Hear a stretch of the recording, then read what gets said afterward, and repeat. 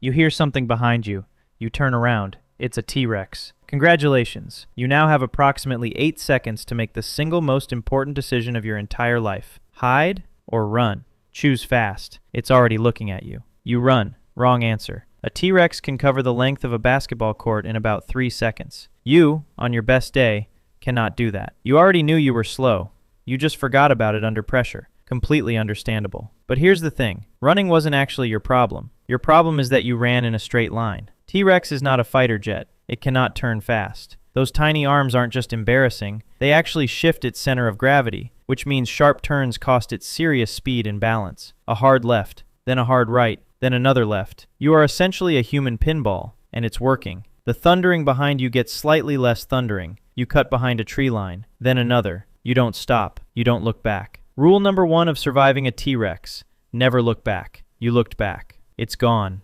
Or at least, you can't see it. You are crouched behind a rock that is, generously, the size of a large dog. You are not hidden. You are a person behind a rock hoping a 6-ton predator doesn't notice you. But it actually works. For about 40 seconds, nothing happens. You start to breathe again. You make a plan. Find water. Find high ground. Find literally any other situation than this one. And then the ground starts shaking. Not from behind you, from your left. New problem. T-Rex doesn't hunt alone. Not always. A 2021 study suggested T-Rex may have shown coordinated group behavior, moving together, cutting off escape routes. There is a second one. It is between you and the tree line. Decision time. You can stay behind the rock and hope neither of them finds you. Or you can move, now, toward the river you spotted earlier. Water slows it down. Its legs are built for land. A river crossing might be the only play you have left. Stay or run for the river. The rock is starting to feel very, very small. You move. Not because it was the smart choice, because staying behind a dog-sized rock while 2 T-Rexes circle you was never actually a real option. You sprint toward the river.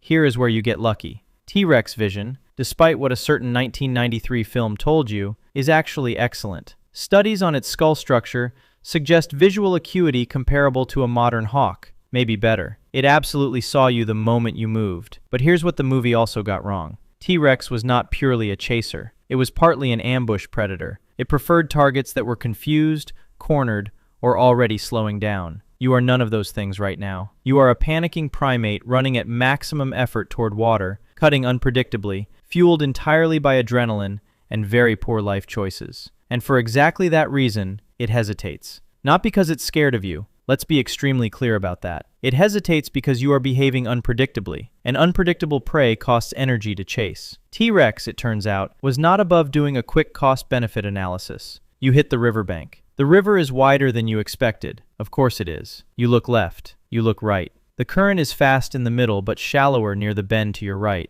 Behind you, footsteps. One set. The second one is still somewhere in the trees, and that is somehow worse than knowing exactly where it is. You have maybe 10 seconds before the one behind you reaches the bank. Cross now, fast, through the deep current, and risk getting swept downstream. Or move to the bend. Shallower, slower, safer, but it adds 30 seconds. And 30 seconds is not something you currently have. Deep and fast, or shallow and slow. You pick shallow.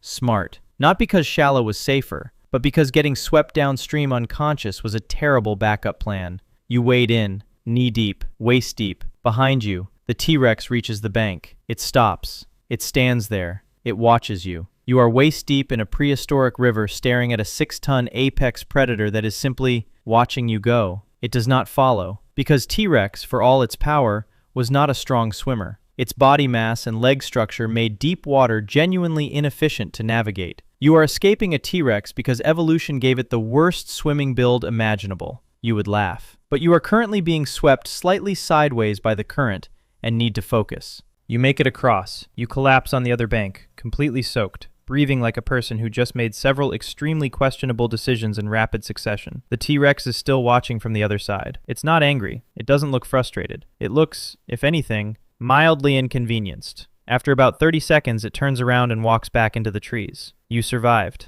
Sort of. Because now you are on the wrong side of a fast river, in the Cretaceous period, with no food, no shelter, no tools, and no idea where the second T-Rex went. New problem. The temperature drops fast out here when the sun goes down, and the sun is going down. Cretaceous nights were not friendly. The predators that hunted after dark were smaller than T-Rex, which sounds reassuring until you realize smaller means faster, quieter, and significantly harder to see coming. Decision time. Again, you can stay near the river, visible, open, but close to water. Or you can move into the tree cover before dark, hidden, but that's also where everything that hunts at night likes to be. River or trees? You pick trees, because at this point, you have fully committed to making every decision on instinct and a questionable amount of self-confidence. Here's something nobody tells you about surviving a prehistoric environment. The T-Rex was never your biggest problem. The T-Rex was loud. It was visible. It gave you something to run from, which, biologically speaking, is exactly what your brain is designed to handle. The real threat was everything you didn't see coming. You find a tree with low branches. You climb as high as you can manage. You stay still, and something walks directly underneath you. You don't know what it is. You can't see it clearly. It's about the size of a large dog, moving fast, sniffing the ground, communicating in short, sharp sounds with at least two others you can hear nearby. Dromaeosaurids, distant relatives of what would eventually become birds, smart, fast, coordinated. They pass underneath you and keep moving. You do not breathe for approximately 45 seconds. And then, silence. You stay in that tree for the rest of the night. You don't sleep. You barely move. You spend 8 hours making a list of every comfortable thing you have ever taken for granted and mentally apologizing to all of them. But you make it to morning. The sun comes up. The jungle looks different in daylight, less threatening, almost beautiful, if you ignore the part where everything in it is trying to eat you. You climb down from the tree. You have no plan, no tools, no backup. But you made it through one night in the Cretaceous period using nothing but bad decisions, accidental correct decisions, and the one evolutionary advantage your species actually has over every predator on this list. You panicked, and then you kept going anyway. That's it. That's the whole thing.